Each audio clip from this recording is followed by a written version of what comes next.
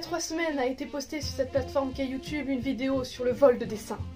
Comme tout le monde le sait, c'est le pire crime de l'inanité pour la communauté artistique. Elle a été fortement relayée sur l'internet afin de mettre en avant le côté dangereux de ses propos. Cette vidéo avait pourtant pour but d'encourager les jeunes amateurs à ne pas avoir peur des rageux et à se relever face à l'adversité, car l'art n'est que inspiration. Que s'est-il passé?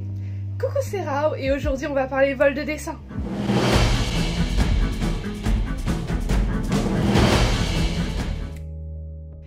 On le cite souvent, mais le voler comme un artiste n'est évidemment pas un mythe. C'est plus que louable de rappeler aux débutants qu'ils ne doivent pas hésiter à recopier ce qu'ils veulent. Pourtant, quand j'en ai entendu parler, la vidéo avait l'air dangereuse et dépréciée. C'est pas vraiment ce que dit le compteur de l'ID dislike de la vidéo, mais on va quand même s'ajouter au débat. Bref, le message n'est pas très bien passé parmi les plus expérimentés d'entre nous, les artistes. Qu'est-ce qui n'a pas marché dans la vidéo de Sleeper nommée le vol de dessin? À vrai dire, la personne derrière cette vidéo n'avait pas tout à fait tort. Pendant 8 minutes sur 27. Parce qu'ensuite, on se rend compte qu'elle a une vision très enfantine, si je puis dire, de la chose. En ne regardant que le début, mon esprit n'a pas été capable de comprendre ce qui n'allait pas. Il n'y a pas de vol de pose, ce terme n'existe pas. C'est vrai, en fait, la copie de pose, c'est une critique qui passe beaucoup dans des vidéos anglophones et raconte l'histoire de personnes qui se plaignent qu'une personne leur vole la pose qu'ils ont fait alors que c'est une pose basique et qu'en plus ils ont fait des erreurs de proportion partout. Et je suis d'accord qu'il faut se calmer là-dessus. Que ce soit une pose ou des couleurs ou des formes en particulier, ce n'est pas une chose qui se vole.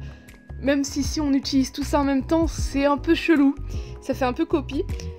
Et une pose, ça se refait sur Design Doll, ça se refait en photo, donc ça peut se reproduire assez facilement. Mais ce dont les gens se plaignent vraiment en réalité, après je vous expliquerai ce qui peut être amélioré pour éviter ce problème plus tard. Mais en gros, le vol de pose, pour moi non plus, n'existe pas. Et puis... Finalement, il n'y a pas de référence légitime et de référence illégitime. Ça reste toujours une référence et ça reste toujours une inspiration. C'est là que ça commence à être compliqué, parce que qu'est-ce qu'une référence? Est-ce que ça peut être n'importe quoi? Est-ce que inspiration et référence sont la même chose? Parce qu'elle a l'air de dire que c'est le cas. Et dans cette vidéo, elle prend une image en disant que c'est une inspiration et une référence à la fois pour la pose. Mais elle s'y tient tout du long sans questionner les erreurs qu'il y a dans le dessin de base. Au final, même si on ne voit pas à la fin que les deux dessins se ressemblent, son processus est dangereux. Pourquoi? Premièrement parce qu'il y a une différence entre la référence et l'inspiration. J'ai vu qu'une vidéo avait été postée après celle de Sleeper qui expliquait la différence entre le vol, la copie, la référence et l'inspiration. Donc je vous laisse ça en fiche et en description, à savoir qu'en plus je rajouterai la parodie et lui il l'a intégré du coup dans la référence et c'est pas totalement faux puisque la parodie fait référence à quelque chose d'autre. Donc je vais pas m'étaler plus que ça sur la différence entre les deux parce que je l'expliquerai mal par rapport à la vidéo qui est linkée plus haut. Mais deuxièmement, et on va y passer un peu plus de temps, parce qu'il y a la propriété intellectuelle et elle en parle, mais elle a plutôt l'air de se défendre de copier de base. Et ça, c'est bizarre.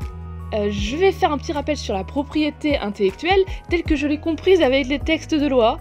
En gros, la propriété intellectuelle, c'est une loi qui protège les œuvres de l'esprit. Ça va du dessin à la sculpture, et ça concerne aussi les logiciels et les jeux vidéo, puisqu'ils sont issus d'un esprit. Alors, cette propriété intellectuelle, elle est effective à partir du moment où l'œuvre est produite. Peu importe que ce soit fini ou pas, à condition de pouvoir prouver sa date de création. On va laisser de côté la date de création parce que la loi en est restée aux lettres recommandées et on ne parle pas d'internet dans cette loi. Mais en ce qui concerne le droit en lui-même, la propriété intellectuelle offre des droits moraux qui sont en gros des droits sur l'exposition du dessin et la distribution visuelle, et puis il y a les droits patrimoniaux qui concernent les droits d'exploitation, la reproduction, les droits d'exploitation et les droits de la reproduction. Il y a des exceptions aux droits d'auteur qui sont assez nombreuses. Franchement, je les ai tous lus, c'est long. Et en fait, ces droits d'auteur vont dépendre des pays, et au final, ça permet à d'autres de copier l'œuvre sous certaines conditions, et les exceptions, on les résume souvent comme la parodie, la citation, et ce qui nous intéresse ici, l'utilisation privée. Dans cet extrait... Mais je ne vous apprends rien si je vous dis que la reproduction n'est pas illégale. On parle d'un milieu, là, qu'on soit clair, hein, on parle d'un milieu où il n'y a aucun commerce avec ces œuvres. Il n'y a vraiment aucune valeur marchande. C'est-à-dire, c'est pas des œuvres que vous allez revendre. C'est vraiment juste à titre artistique. D'accord ? Dans ce cadre-là, vous pouvez très bien reproduire un tableau de Van Gogh chez vous. On va pas pour autant vous accuser de reproduction illégale, machin. Voilà, vous ne le vendez pas, il est à vous, c'est pour vous. Enfin,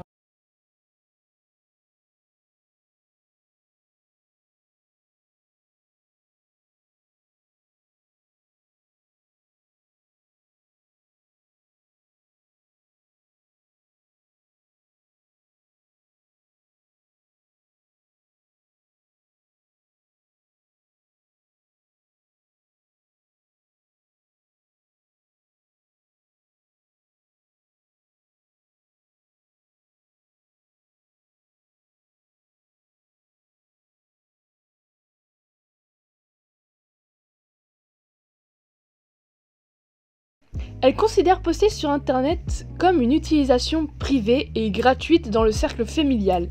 D'après mes recherches, et le cas est plutôt présenté pour la diffamation en tout cas, parce qu'en ce qui concerne la propriété intellectuelle, il n'y a pas d'exception de ce genre qui fait débat.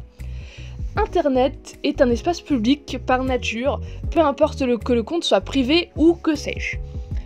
En pratique par contre, il y a souvent des jurisprudences, c'est-à-dire des décisions de juges, donc c'est pas un consensus, considèrent que le nombre de personnes ayant accès à la diffamation compte et modifie le caractère public ou privé. Par conséquent, si moins de X personnes peuvent avoir accès à cet article, ça va. Mais on peut pas dire que Internet est posté sur Internet ou sur Instagram même, parce que sur Instagram il y a plus d'1 million de personnes qui peuvent potentiellement voir tes œuvres si elles sont en public. Ce n'est pas une représentation privée et gratuite effectuée exclusivement dans le cercle familial. Et le truc, c'est que ce n'est pas la vente qui est illégale en premier lieu, mais la diffusion. C'est le droit de diffusion qui est un droit moral que l'on obtient par le droit d'auteur. Après, j'ai parlé beaucoup de copies parce que les exceptions parlent beaucoup d'exploitation par reproduction, mais il en ressort qu'exploiter les personnages et l'univers qui n'est pas le sien est également illégal. Mais d'une, c'est pas pratique, de deux, c'est pas explicite. Alors les entreprises ne vont pas poser un procès à tous ceux qui dessinent de leur licence.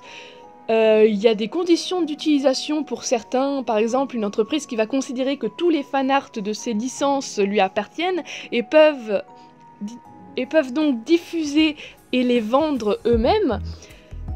Et par contre, la vente, ça dépend beaucoup de chaque marque. Globalement, t'as pas le droit. Et l'exemple le plus probant, c'est le raid de la douane pour les produits Nintendo et surtout une Pokémon lors de la Japan Expo. Alors que Miraculous Ladybug est encouragé par les personnes qui travaillent dans le projet et jamais TF1 n'a fait de chichi là-dessus. Donc vraiment, il y a des entreprises qui acceptent et des entreprises qui n'acceptent pas. Et ça, c'est pour l'instant. Parce que oui, si une personne dont on a pris la référence décide que la référence doit ne plus être diffusée, on n'a plus le droit de la garder sur notre compte, dont le fanart. C'est risqué et c'est pas parce que tout le monde le fait que c'en est moins grave. Mais en soi, c'est vrai qu'en amateur, on est laissé tranquille le plus souvent parce que ça permet de faire connaître l'œuvre de toute façon et en même temps, ça aide le petit créateur à prendre confiance en lui et du coup c'est du win-win. Par contre, allez pas sortir ça à quelqu'un qui vous accuse de faire du plagiat de licence, parce que c'est toi qui es en tort, et qui fait du fanart, et le diffuse ou le vend, donc tu es en tort. D'ailleurs, en convention aux États-Unis, les amateurs sont très frileux dans la vente de fanart, parce que la propriété intellectuelle est très importante chez eux, et du coup, il y a des gens qui se mettent à gérer des listes de licences qui acceptent les fanarts. Et du coup, aux États-Unis, c'est chaud, tu vois. En même temps, les posters là-bas, les posters A3 là-bas, tu les vends 15 € et pas 5 € misérables, dégueulasses. Donc oui, c'est important de vérifier si tu vas pas perdre toutes tes ventes et payer cher le fait d'avoir fait un fanart. Sinon, il y a aussi une autre vidéo qui a donné tous ces faits législatifs français en détail et j'ai la flemme de faire plus redite que ça, donc je vous laisse s'affiche sur la vidéo et dans la description. Sachez que je raisonne un peu pareil, un mélange de je veux pas avoir d'emmerde mais je fais ce que je veux.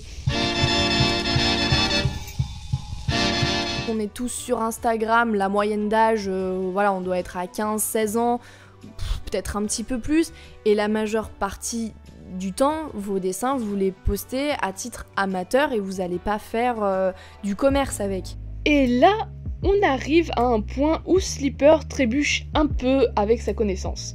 La communauté Instagram qu'elle suit et qui la suit a peut-être 14 ou 15 ans, et la mienne a autour de 26 ans déjà, et d'après des statistiques peu fiables quand même, sur la moyenne d'âge des personnes avec un compte Instagram tourne entre 18 et 30 ans.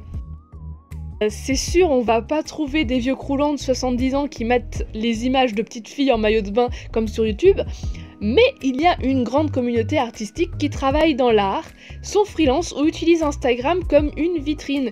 Ils ont besoin des likes et des abonnés pour avoir une vue sur leur clientèle, et pour que la clientèle ait une vue sur eux. C'est purement un outil marketing Instagram. Y a plein de marques dessus. Et les stories les plus vues sur Instagram sont des stories de marques qui ont payé pour avoir leurs stories affichées entre les stories des gens qui on essaye de suivre. C'est très très chiant. En vérité, chacun a son objectif. Celui de Sleeper, c'est partager ses dessins. Le mien, c'est de recevoir des compliments et d'avoir l'impression d'exister. Et il doit y avoir autant de raisons d'exister sur Instagram que de personnes. Donc ce sont des recherches qui se limitent à un cercle restreint et qui ont l'air d'arranger l'auteur de la vidéo. En plus, à la fin de la vidéo, le texte devient extrêmement gênant quand elle dit... Enfin, dire vous êtes sur une plateforme publique, si vous n'avez pas envie que des choses se partagent, mettez un copyright dessus, une signature, un truc, une watermark comme on dit. Ça ne le sera jamais. On est quand même sur une plateforme publique où il a posté ses dessins, il n'a mentionné nulle part le fait que je devais pas prendre son dessin comme référence, donc pour moi il n'y a aucun mal à ça, et effectivement, bon, c'est pas poli, voilà. Super, mais ça c'était pas une surprise, je pense. Qui est une excuse ridicule. Personne n'a à mettre « ne me copiez pas » sur ses dessins, c'est un truc de gamin de 14 ans sans skill sur DeviantArt, ok? Non, vraiment. Ça fait agressif sur un profil ou une description, et vous n'êtes pas censé devoir le faire pour qu'on respecte votre travail. Je dis bien censé. Surtout que les artistes ont leur portfolio sur internet en public maintenant. Est-ce que ça veut dire que si on prend un dessin de ArtStation parce que l'artiste a pas dit qu'il interdisait l'exploitation de son œuvre selon le code de la propriété intellectuelle, alors que c'est une plateforme pro et qu'un employeur qui voit ça se dit qu'il y a un manque de maturité à noter ce détail, c'est correct ? Les personnes qui veulent copier des choses, elles ont des stocks à leur disposition avec des conditions d'utilisation précises. Par exemple, c'est Shensi Stock sur DeviantArt qui laisse ses poses être utilisées comme ils veulent. Mais vous pouvez même faire vos vidéos vous-même pour des poses si les règles des stocks vous chatouillent un peu l'anus. Mais soyez plus intelligent pour vous améliorer que de prendre juste un seul dessin d'une autre personne ou une seule photo d'une autre personne qui contiendrait des erreurs ou qui contiendrait des modifications, et multiplier les références. Je crois que j'avais dit plus haut que j'allais vous dire pourquoi j'ai un problème avec le dessin de la vidéo de Sleeper, mais c'est juste ça. Sleeper n'a pris qu'une seule référence apparemment, alors qu'elle le dit elle-même. Ça, dans le dessin, c'est notre style, c'est le fruit de nos inspirations. Et qu'elle se plaint de devoir tout citer. Faut se donner raison à un moment, quand on a une seule référence devant les yeux pendant tout le dessin, ça va pas te casser le doigt de citer comme inspiration principale. Ça me pète un peu le doigt sur Instagram quand la photo vient de Pinterest et que j'ai pas la source du coup. Mais bref, c'est vrai que t'as pas besoin de citer pour chaque partie du corps, ni la référence de couleur parce qu'il n'y a pas de vol de couleurs ou de palette dans l'histoire. Non, le problème c'est la composition et le message. Genre clairement, au brouillon, les deux dessins entre Dromai Japan et Sleeper sont indifférenciables, parce qu'ils en font les mêmes coquilles sur les angles, et Sleeper aurait pu arranger ça en se prenant elle-même ou un stock comme seconde référence. Pour les vêtements et les couleurs, je sais pas si elle a eu des références aussi, ça a l'air de venir de sa tête, mais de toute façon, on voit tous les artistes avec leur mood board sur les yeux. Genre rien que ma vidéo sur le Dakozor ou ma vidéo sur la pin-up et les voitures dans les Incognito, il y a genre tout le temps 6 images qui tournent en boucle et je ne les cite pas parce que je suis un gros connard apparemment. Et genre on peut prendre aussi Rosdro parce que je suis sûre que tout le monde a vu ces vidéos où il y a le mood board lors de son tuto car design. Il explique qu'il utilise un mood board et que et jamais on le voit citer ces moodboards. D'où viennent ces moodboards? Tout le monde a 4 trillions de références et de toute façon on est obligé de citer que quand c'est l'exception de citation qui est prise. Donc c'est pas de la moelle politesse, c'est que c'est pas une citation.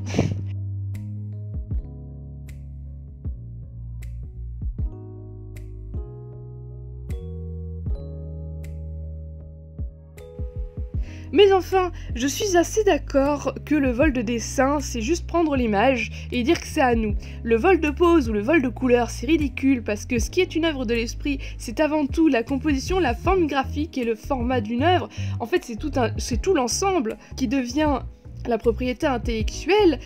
En soi, ton dessin est assez éloigné de l'original pour que ce ne soit pas de la copie, mais bien une inspiration, et la loi oblige à citer seulement si c'est à but éducatif ou une citation. Par contre, oui, refaire la pose sur Design Doll aurait eu un peu plus de personnalité, tu aurais peut-être appris un peu plus des erreurs de la référence, et je tiens à préciser que copie, référence et inspiration, ce sont des choses différentes. Et vu que ta communauté est plutôt jeune, ce serait bien d'avoir une base solide qui ne donne pas d'arguments fallacieux au jeune public. Et c'est aussi une manière d'évoluer que de copier ou même décalquer d'autres auteurs tant que ça reste hors d'internet ou seulement en MP à moins de 20 personnes. Mais si on veut vraiment évoluer, il faut multiplier les sources. Il faut avoir des inspirations, des références, des modèles que l'on va copier, des tutoriels, des exercices, des photos de soi, etc. Tout ça, toute cette banque visuelle, votre corps va lentement l'intégrer. Et s'il n'y arrive pas, il faut au moins qu'il arrive à comprendre comment l'utiliser pour que vos dessins soient à la fois uniques et à la fois un mélange de choses qui résonnent chez les gens. Sur cette prose, je pense que l'on peut se quitter. N'oublie pas le pouce bleu, de t'abonner et les réseaux sociaux. Sur ce, bye bye.